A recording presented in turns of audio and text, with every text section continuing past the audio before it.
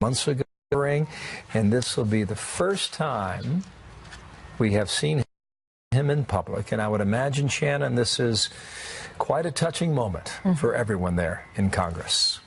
You got to remember, as we were sitting here and this was all unfolding in that early morning, we didn't know exactly how he was doing. It wasn't until within a couple of days later that we realized just how grave his situation was. So let's listen in now as they get ready to welcome him back.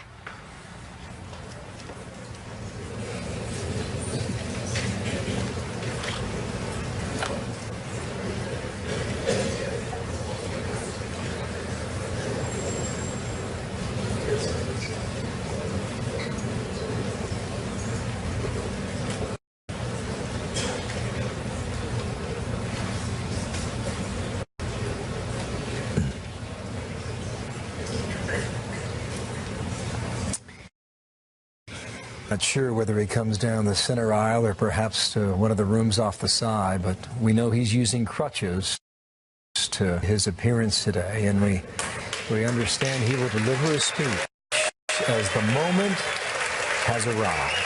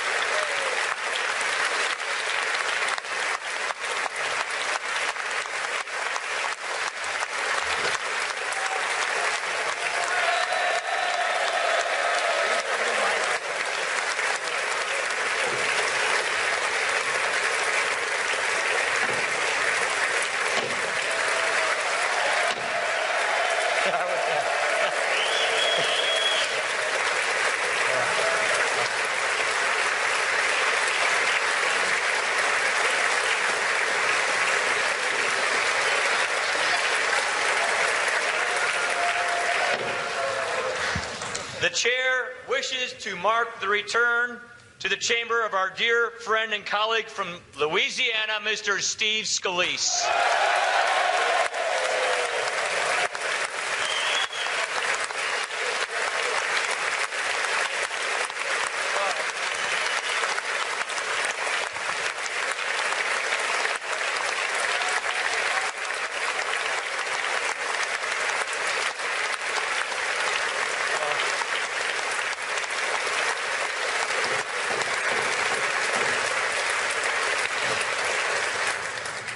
Our prayers have been answered. His bravery and his family's strength have been such an inspiration to this House and to the people it serves. America is grateful for this moment. The chair now For what purpose does the gentleman from Louisiana seek recognition admonition. To speak out of order, Mr. Speaker.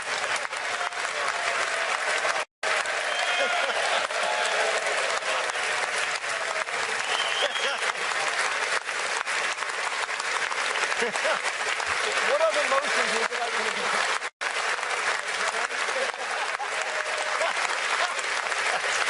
Not the one I'm The gentleman is recognized for as much time as he may consume. Wow, thank you, Mr. Speaker. You have no idea how great this feels to be back here at work in the People's House.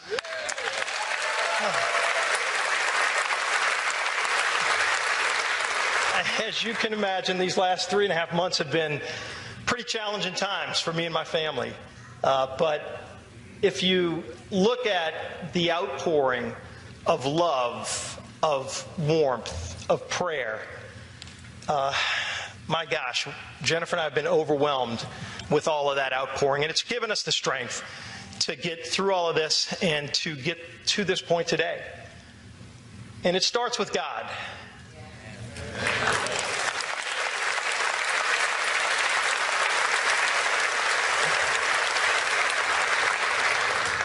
When I was laying out on that ball field, the first thing I did once I was down and I couldn't move anymore is I just started to pray. And I will tell you, it gave me an unbelievable sense of calm, knowing that at that point it was in God's hands. But I prayed for very specific things. And I'll tell you, pretty much every one of those prayers was answered. And they were some pretty challenging prayers I was putting in God's hands. But he really did deliver for me and my family, and it just gives you that renewed faith in understanding that the power of prayer is something that you just cannot underestimate.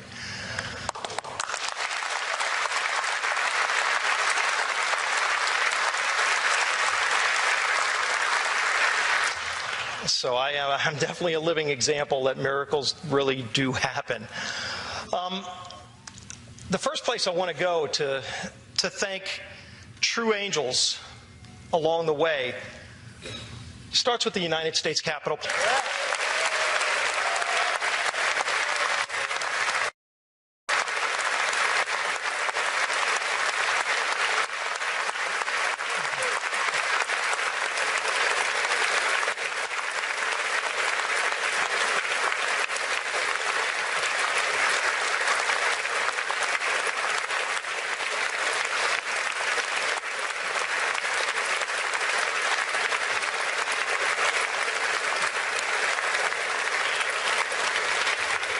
When I was elected majority whip, as you know, the elected leadership has a security detail.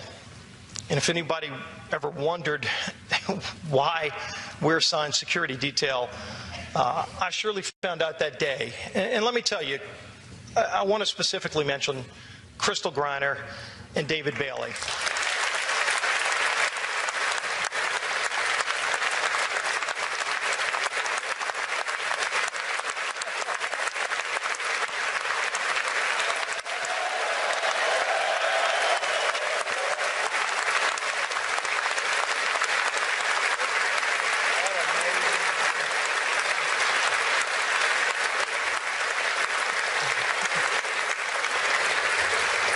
Crystal and David were assigned to my security detail that morning. And day in and day out, they're part of our family. Jennifer and I truly do treat them as part of our family because they're with us everywhere we go. And on that day, it was no different. On June 14th, they came 6:30 in the morning. We arrived at the baseball field just to play and practice for a game of charity baseball. And nobody would have suspected what ensued. And yet, as soon as those shots were fired, I'll tell you, when I was laying on the ground, one of the things I prayed for is that David and Crystal would be successful in carrying out their duties. And both David and Crystal trained incredibly professional. But when I was laying there, not long after the first couple of shots were fired, I could hear a different caliber weapon. And that told me that they had immediately engaged the shooter. And let me tell you, if they didn't act so quickly, and even after being shot both themselves, continued to engage the shooter and ultimately got him down, which not only saved, but saved the life of a lot of other people that are here in this chamber today. Crystal couldn't be with us today, but David Bailey is with us. David, you are my hero. You saved my life. Thank you so much.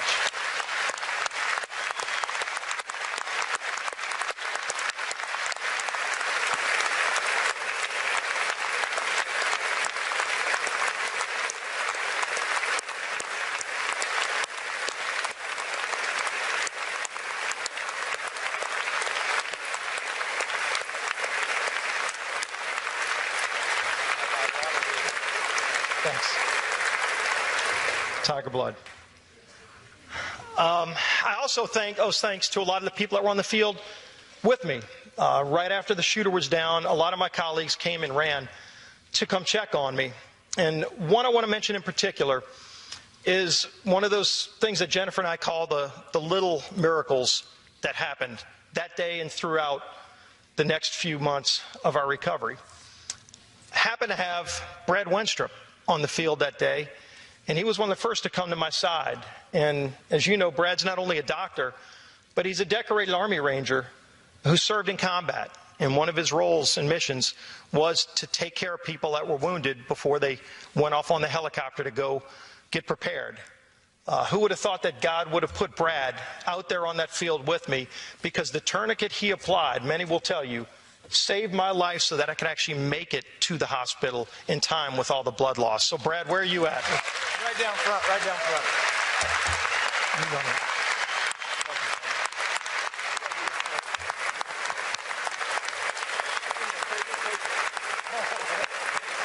glad I made it back.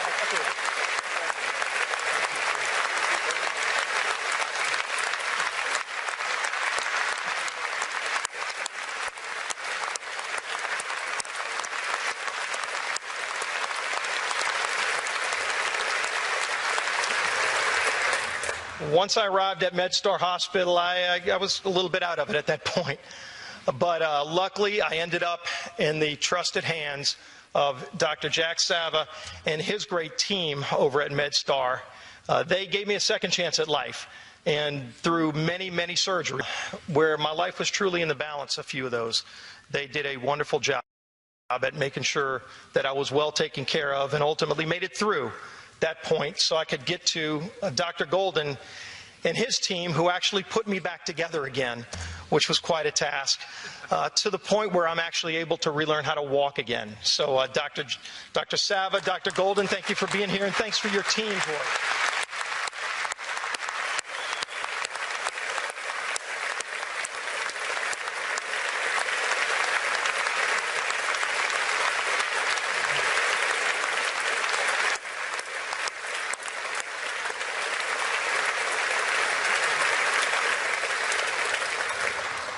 Above all else, I want to thank my lovely wife, Jennifer.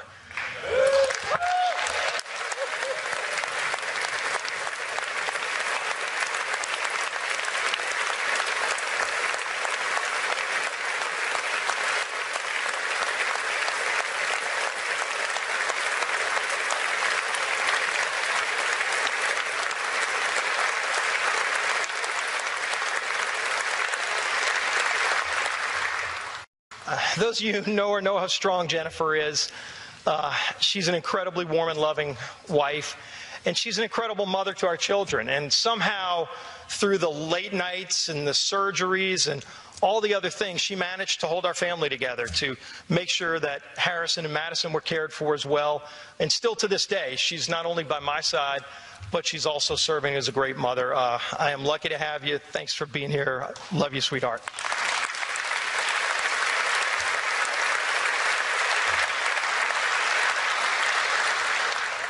And while it's been a challenging time for my family, the thing that really overwhelmed us from the start was the outpouring of love and warmth and prayers.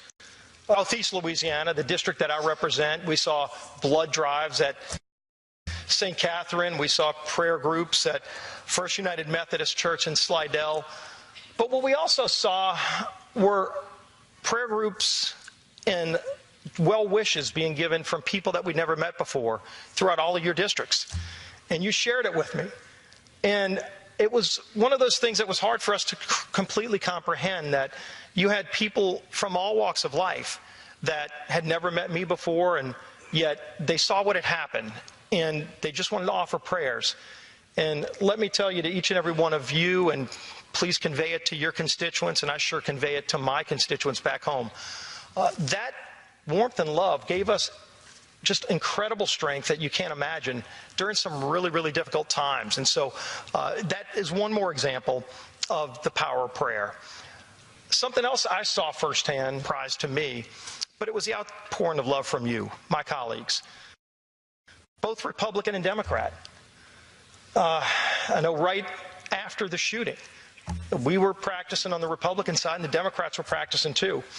And my colleague and friend and sometimes arch rival in baseball, and unfortunately the star of the game too many times, Cedric Richmond somehow figured out which hospital I was sent to, and got there, probably the first person there on the scene in his baseball uniform to check on me.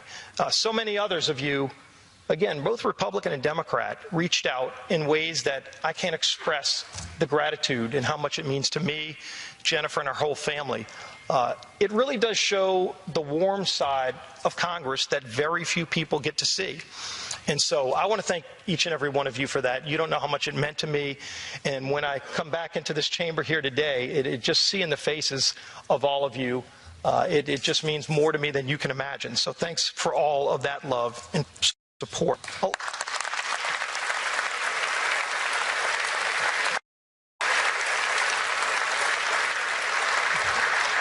A lot of people ask, did this event change you? And I think those of you who know me know I'm an optimistic person. I'm, just a fun-loving person. I'm from South Louisiana, and we believe you work hard and you play hard, and joie de vivre. Is an event like this going to really change that? And the first thing I can tell you is, yes, it changed me, but not in the ways you might think. It's only strengthened my faith in God, and it's really crystallized what shows up as the goodness in people. I got to see that goodness in people. And so while some people might focus on a tragic event and an evil act, to me, all I remember are the thousands of acts of kindness and love and warmth that came out of this and kept me going through all of it. And again, just re-emphasize just how wonderful most people are and how much compassion there is out there.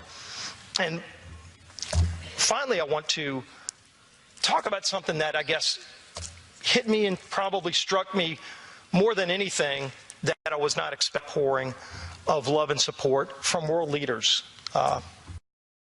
People I've met and have known, Benjamin Netanyahu and I have had some incredible conversations from the hospital. Theresa May reached out. King Abdullah of Jordan, who so many of us have met, reached out.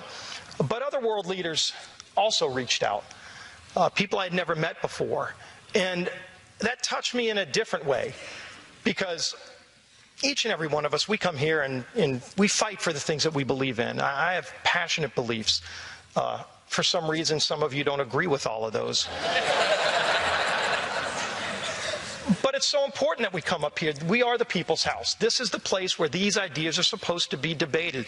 And we fight through those issues, but ultimately we come together on whatever the board shows as 218. If you can put the majority together, that's what rules the day.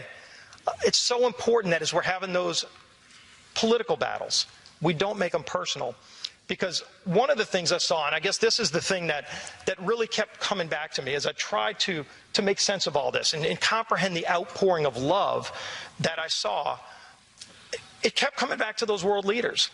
Why would leaders from around the world that I'd never met before reach out and say, Steve, we hope you can get back to work. We hope you can come through this. And what it says is, sure, they cared about my well-being. But more than that, they saw this as an attack on all of us. They saw this as an attack on the institution of the United States Congress and our government. And they really count on us to be successful. Look, we all know the United States is the leader of the free world. It's something that we've frankly had the honor as a country to hold as a distinction for generations. And yet, when you look at that title, what it really means is that there are people all around the world that want freedom, maybe that have freedom, but they know the United States being strong is critical to the rest of the world having freedom. And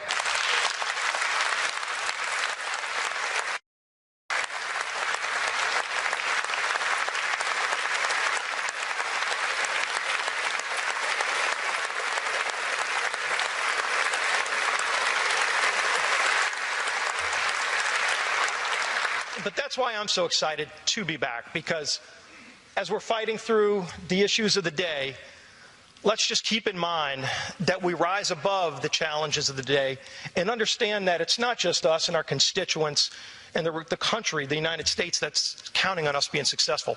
People all around the world that believe in freedom are counting on us as well, and we will deliver for them. That's why I am so honored to be back here in the House serving with you, every one of you, and God bless the United States of America.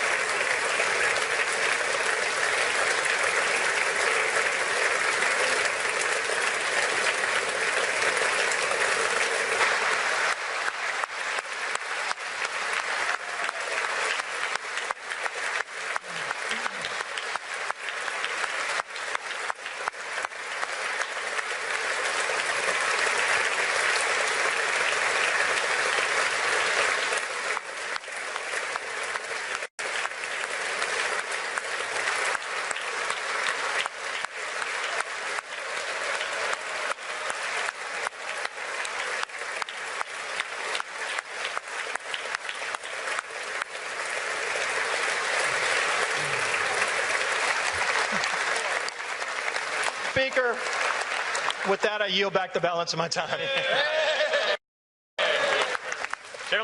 Gentleman yields back the balance of his time. For what purpose does the minority leader seek recognition? Thank you, Mr. Speaker. I ask unanimous consent to speak out of order to join you in thanking God for the return of our colleague Steve Scalise and to have him do so in such a strong way. You are brief, Mr. Speaker. I'll be even briefer. Thank God our prayers are answered. I take great pride in Steve because we're both Italian Americans, and I think that's a source of some of his strength. Right, Steve?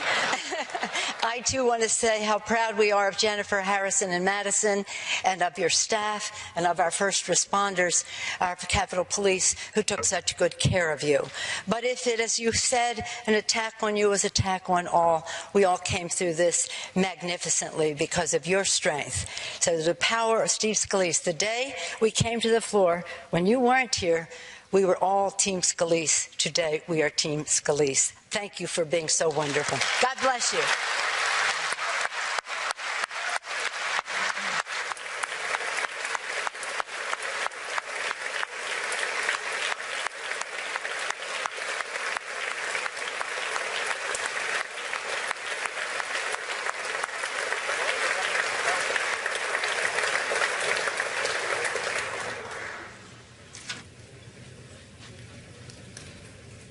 Objection. 5-minute voting will continue. The question is on passage of the bill. Those in favor say aye. Aye. Those opposed say no. The ayes have it. The bill is passed.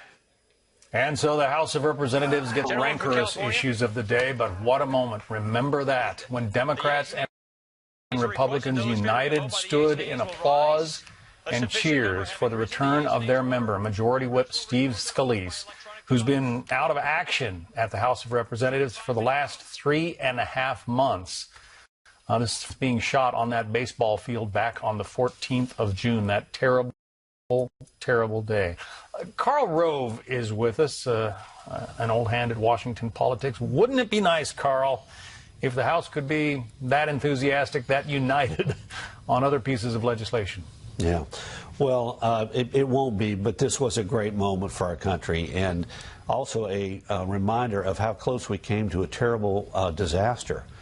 3.5 months ago, a deranged and evil man attacked the members of Congress while they were practicing for a charity baseball game, and we came this close to losing not only Steve Scalise, but this close to having a massacre, which would have damaged our country enormously. And I was so moved by Steve's comments and Congressman Scalise's comments, and I was so moved by the people who helped make that moment, turn it from a moment of enormous darkness into what we saw today. The first responders, 2 Capitol Police officers, 1 man, 1 woman, who immediately engaged the shooter.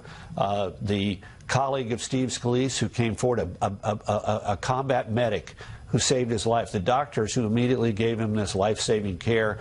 It was a great moment, but also a reminder of how close we came to something that would have scarred our soul and hurt our country deeply. And I think every member in that audience today, Republican or Democrat, knew how important it was to come together in an expression of thanks for this moment ending the way that it did. And I think it would be a mistake not to take note of the non-racial aspect of what went on that morning. You know, at a time when the NFL is embroiled in this racial controversy, here you have 2 African-American police officers who saved the life of a white member of Congress. One of the first members to visit him is a Democrat, a fellow Democrat, an African-American, I'm sorry, not a fellow Democrat, but a Democrat who's an African from Louisiana. You know, this was race was completely forgotten in this event. Well, and you know, you talk about Cedric Richmond represents the city of New Orleans, south of Lake Pontchartrain, and Steve Scalise represents the suburbs north of Lake Pontchartrain. And these men are on opposite sides of the aisle, and yet they are close friends. And they're drawn together by not only their shared love for Louisiana and their shared love of New Orleans, but also by their passion for baseball. And you heard the sort of locker room talk there as Scalise sort of complained about Richmond's ability. Richmond's a fantastic athlete and helps dominate these congressional baseball games for the Democrats. But you know, we need to be reminded, these people that we send to Congress, they get a lot of abuse, but they're serving our country, and they're serving our country and sacrifice, some of them making financial sacrifices, some of them making sacrifices to be away from their families. And today we were reminded that sometimes they place themselves in harm's way simply by the fact that they're serving the people of America in elective office. And God bless them for doing so.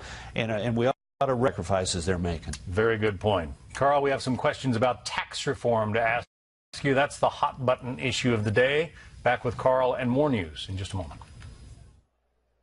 Welcome back. Tax reform is the talk of the town in Washington as President Trump and Republican leaders released plans to overhaul the nation's tax code for the first time in decades. The president billing his proposal as a, quote, miracle for the middle class. And during a speech yesterday in Indiana, the president and GOP leaders are pushing for changes to the nation's tax code, which include lower tax rates for corporations and individuals. But Democrats have come out swinging, of course, pointing to the repeal of the estate tax as what they say is a giveaway to the wealthiest Americans. Mr. Trump defending his plan today on Fox and Friends as a way to help the middle class in America. This is a tax plan for jobs and growth for our country. It'll be the largest reduction in terms of dollars of any plan ever in the history of the country, and it's going to be something very special. But it's really for the middle-income people, and it's for the working people, and it's for jobs. Well, Chief White House correspondent John Roberts joins us now live with more. Hi, John. Heather, good morning to you. The president putting some meat on the bones of his tax reform plan, though it will be left to Congress to really kind of flesh out the rest of it. But let's just give you a broad brushstroke of what the president is looking for. Reducing the number of tax brackets to 3, 12%, 25%, and 35%, by the way, is a 2% increase over the lowest tax bracket right now of 10%. He would double the standard deduction, $12,000 for individuals, $24,000 per couple. He would lower the tax on small businesses, so-called pass-through corporations, to 25%, and then lower the corporate rate to 20%, which the president says is a red line for him. He will not accept anything higher than that. He hopes to get bipartisan support for the plan, and yesterday, revealing the plans in Indiana, where Senator Joe Donnelly, a Democrat, faces a close-fought Senate race next year, the president jokingly kind of threatening Donnelly if he doesn't sign on to the plan. Listen here. If Senator Donnelly doesn't approve it, because, you know, he's on the other side, we will come here, we will campaign against him like you wouldn't believe. Well, most Republicans approve of the plan. Senator Tim Scott of South Carolina emerged from a GOP tax retreat yesterday morning to say he is fully on board. Listen here. If I could say it as simple as possible, I would say that this tax reform conversation is about hashtag keep yo money. Keep your money. Some Republicans, though, are concerned about the elimination of the state and local tax deduction, particularly in states like New York, Connecticut, California. Congressman Peter King saying he doesn't agree with that idea. And the chief economic advisor, Gary Cohn, earlier today, not disputing the notion that some people in the middle income tax bracket, as a result of that, may pay more taxes, but that the vast majority won't. Listen here. Only the people that itemize today, which are less than 25% of the families in America today, itemize. So they're the only ones that are actually taking the deduction for their state and local taxes. We're solving for the greater good of the country. But what you have to look at is you have to look at what we did in its entirety. Have to look at the plan in its entirety. The president, by the way, hasn't given up on the idea of health care. Thinks he might be able to get either Graham Cassidy or something similar to it through in early 2018. Graham and Cassidy, by the way, should be here at the White House in the next few minutes. I'm told don't expect much to come out of that meeting. It's just kind of a regrouping. The people who are the key to all of this, I'm told, are Senators Lisa Murkowski of Alaska and John McCain of Arizona. They're concerned about the process, and the White House believes that if they can go through some hearings on health care reform this fall, that will bring John McCain on board. They think they can also get Murkowski on board, and the president's still holding out hope that he even might get Senator Rand Paul on board, though officially the Rand camp is still in the no category. Something else the president did earlier this morning, Heather, was he issued a 10-day waiver of the Jones Act, which will allow non-U.S. flagged vessels to travel between ports in the United States and San Juan, Puerto Rico, in order to try to get more supplies in there. I'm told, though, that capacity for getting things in is not the issue. That getting things distributed really is the issue. And the reason why the president issued the waiver on the Jones Act is because Ricardo Rossello, the governor for it last night. We will be hearing, by the way, from the acting secretary of DHS, Elaine Duke, as well as Tom Bossert, the Homeland Security advisor, at the stakeout in about 10 minutes' time. They'll give us an update of what's going on with Puerto Rico relief. Another busy day here at the White House, clearly. Heather? I was going to say, John, I don't think you told us enough. You got health care, you got tax reform, you got hurricane recovery, a lot going on. I got a lot more I can tell you about, too. But I don't think we have the time. Yeah, and of course, hashtag keep your money. Thank you so much, John. Thank you. But he has a beautiful day in which to tell us all that stuff. So more on what John was just talking about, the GOP tax plan, claiming President Trump may be less enthusiastic about the proposal than he's letting on. It's time to take care of our people, to rebuild our nation, and to fight for our great American workers. Trump is getting out of Washington to take his message directly to the American people, pitching his tax plan yesterday in Indiana as an economic shock America badly needs. We want tax reform that is pro-growth, pro-jobs, pro-worker, pro-family, and yes, tax that is pro-American. Karl Rove is a former senior advisor and deputy chief of staff to President George W. Bush. He is also a Fox News contributor. So as you look at how the Trump administration is framing the argument, Karl, I mean, that's kind of your specialty in advising presidents on strategy. How do you think they're doing? I think they're off to a good start. They made the right decision to lay out a framework that gives the big contours and high points of it, and then work with Congress on the detail. But I thought it was off to a good start, particularly the president emphasized in his speech lower rates for individuals and a doubling of the standard deduction and a reform of the child credit, tax credit. What this means is that the number of people at the bottom of the scale who are today paying income taxes, not paying income taxes, that's going to grow. There are going to be some number of several millions more Americans who are effectively taken out of the tax system by not having to pay taxes, and that'll come from the lower rates for individuals and the doubling of the standard deduction that they use. So they're filling out the income tax form is going to be very easy. It's here's how much I made. I'm below the level. I'm taking the standard deduction, and I don't owe you anything, and send it on in. But the critics are saying that it is, sort of outlined in broad strokes, but those fine details that you're sort of talking about are not there. Yeah. Well, look, and a president shouldn't put too much on the detail.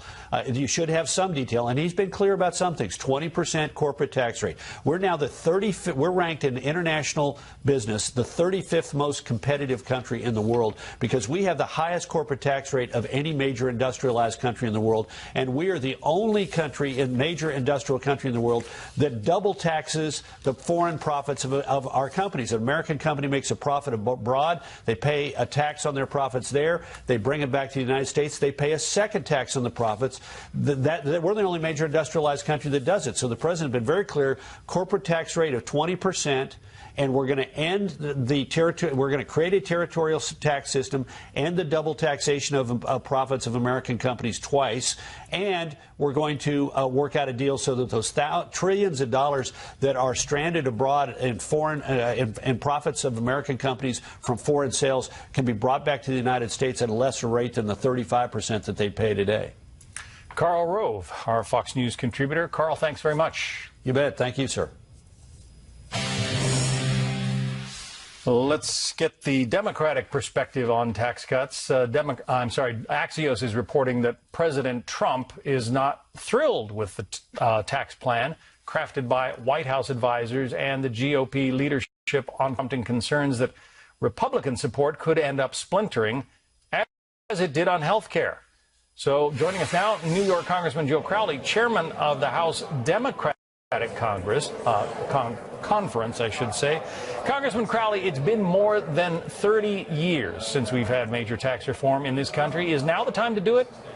Well, let me first say how great it is to have Steve Scalise back in the House chamber. He just addressed the Congress, and Democrats, Republicans alike, we're all just so pleased to have our friend back with us, and God has saved his life, and it's been a wonderful day so far. I think when it comes to the issue of tax reform, I think there is agreement. Democrats and Republicans do agree that the tax code is broken. How we approach fixing it is the issue. And right now, I have to say, Democrats have not been involved in any of the negotiations going on, and you cannot do this in a partisan way. It must be done in a bipartisan way. I even think the president recognizes that. Well, what do you think about some of the points that have been talked about thus far? Reducing the number of tax brackets, 12%, 20%, max of 35%. Well, I think it's 12, 25, and 35. And then the president's folks said that if Congress wants to create an additional bracket, they can do it. I doubt very much that any member of the Republican caucus is going to actually propose an additional bracket for the wealthiest in our country, but that remains to be seen. There are so many holes that need to be filled in this proposal. We don't even know yet what the ramifications would be. We don't know how it's going to be paid for, with the exception of one thing. The deductibility of state and local taxes and the elimination of that is in all proposals so far. And that would be devastating to states like mine in New York, and California, Illinois, Pennsylvania, and others. So I think that is something that has to be really, really looked at again. But some of those are high tax states on the individual side. I mean, they're also some of the most populated states with some of the most integral infrastructure and important infrastructure in the United States. It takes a lot to maintain some of these states as well. And so I do think, it's important to note that those taxes go to people of those states. It's not about just helping the wealthy. And I think the difference here in this tax proposal, as I've seen it so far, the emphasis first is on reducing that rate from 39.6% 35%. That's an enormous tax break for the wealthy. We don't know how that affects the working men and women that I represent back home in Queens and Bronx, New York. All right. Although, as has been pointed out, it would allow Congress to set a higher tax rate if it